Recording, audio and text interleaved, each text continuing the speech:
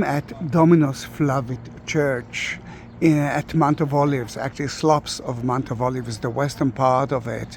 What is the connection between that to the Red Heifer, the fire, the red cows that were sacrificed at the Jewish temple time, especially for the people who been next to that people and wanted to enter to the temple? What is the connection? The site. Before we will talk about the Red Heifer, let's build a Jewish temple at the time of Jesus. You can see the eastern wall of the temple that built by King Herod, the Golden Gate, the Hebrew call it the Mercy Gate. The high priest used to go out with the Red Heifer, with the scapegoats from there, and King Herod built that beautiful plaza. You can see only one wall of it to create a huge temple. At the time of Jesus, at the time of the Second Temple time, look at the Dome of the Rock, destroy it, and build on top of it the Jewish temple that was used to be there until 70 AD.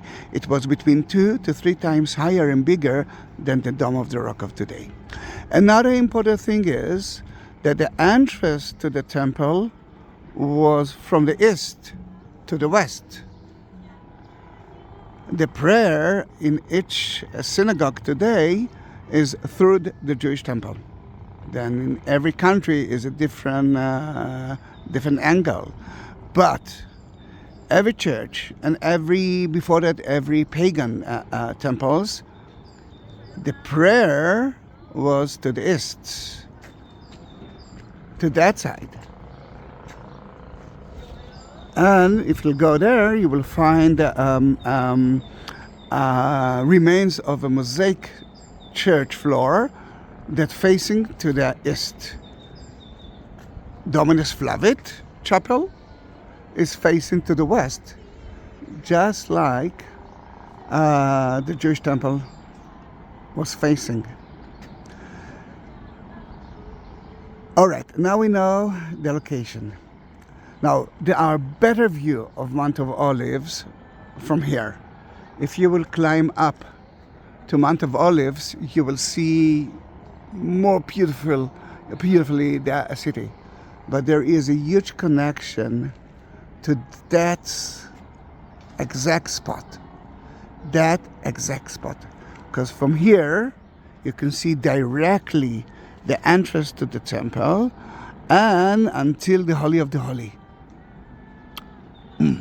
Another important thing to know is that the Kidron Valley, Josaphat Valley, divided the holy from the non-holy.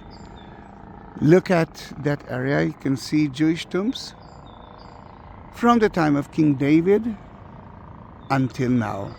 Then it's a one big cemetery area, totally not pure. Now we are reaching to the Red Heifer and the idea of that place as a location of the sacrifice of those poor, lovely red cows. In Hebrew, it's called para aduma. Para aduma. And it was a reddish-brown cow sacrificed by the temple priests as the purification ritual in the biblical time. The Red Heifer offering is described in Numbers 19. The Torah specified that the heifer must be without spot or blemish, even two black hair on those cows will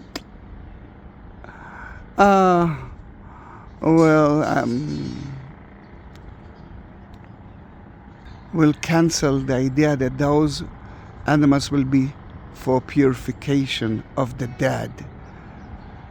Then in that case, you must check the cow every day to see if they're still good for that sacrification of purification.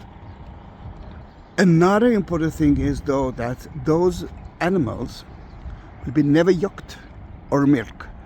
The only use for those cows is for the sacrification, but it's a special sacrification. And I must tell you something. From the time of Ezra until the 4th century, we know only about 9 cows that have been sacrificed. Now, if you are sacrificing them, then it's all right. I don't like that word, but it's actually describe everything that they did to that. It is slaughtered and burned outside the camp. Cedar wood and herb called hyssop. Jesus used hyssop while he was on the cross, when they gave him vinegar to drink with hyssop. Then here it's the same thing. You need to use the hyssop and wool dyed scarlet, and are added into the fire. And the remaining ashes are placed in a vessel containing pure spring water. Now you must understand that a little bit of that ash with the water of the Siloam pool, which is right there and the lower part of city of David, these are the only living water that you can use. It's not like a mikveh. In a mikveh, you're adding a little bit of living water, spring water, into water, and it's okay. Here, you need only spring water.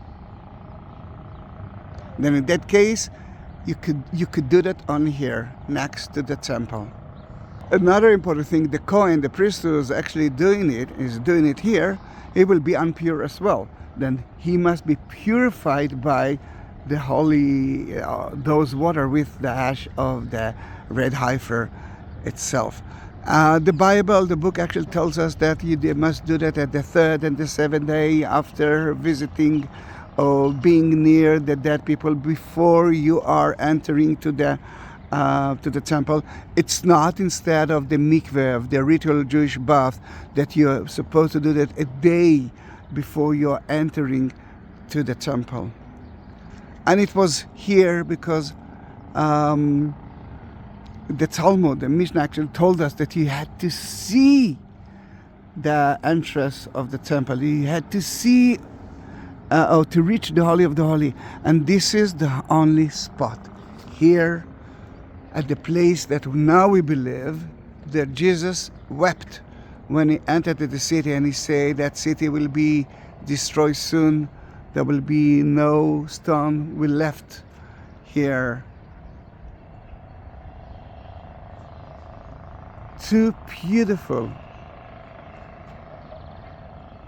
holy stories that connected to one place, Jerusalem, the temple, the Jews, the Christians. That video is dedicated to one and only Georgine. Why? Because Georgine wanted to visit. All right, let's start with that. There is an organization here that is already ready to build the 3rd Jewish temple. The only problem is the Israeli law that say that if it's a Muslim place, it will be a Muslim place. If it's a Christian place, it will be a Christian place. If it's a Jewish place, it will be a Jewish place. We cannot destroy all this site. But they are ready. And they know that the minute they will build the temple, or the minute they will start to build the 3rd temple, they must have Red Heifer. They tried to raise it by themselves, and they actually announced that they found 2, but then they found 2 non-reddish hair on their back, and from that moment they are not good for those sacrification. Then in that case, in 2020, the evangelist of U.S. brought 5 cows to Israel. Now they are at the city of Shiloh, and I really want to see it. Only 2 of them are good for the sacrification, and the whites connected to, what is the connection to Georgian? She wanted this time, she came to help Israel and helped me by using me as a tour guide as well. And she asked me to go to Shiloh, but it was too dangerous at that time. It was a wartime between Israel and horrible people, horrible terrorists of the Palestinians in Gaza. Then we decided not to do that. But the minute she left, I decided to climb all the way up and to talk about the Red Heifer just for her, because she is my sister now. She's one of my best friends, and that will happen to everyone who I will guide in the future. Then thank you very much. See you in my next video. Don't forget to subscribe it. I do have more than 21,000 videos on YouTube. And look how beautiful is the place now. Bye bye.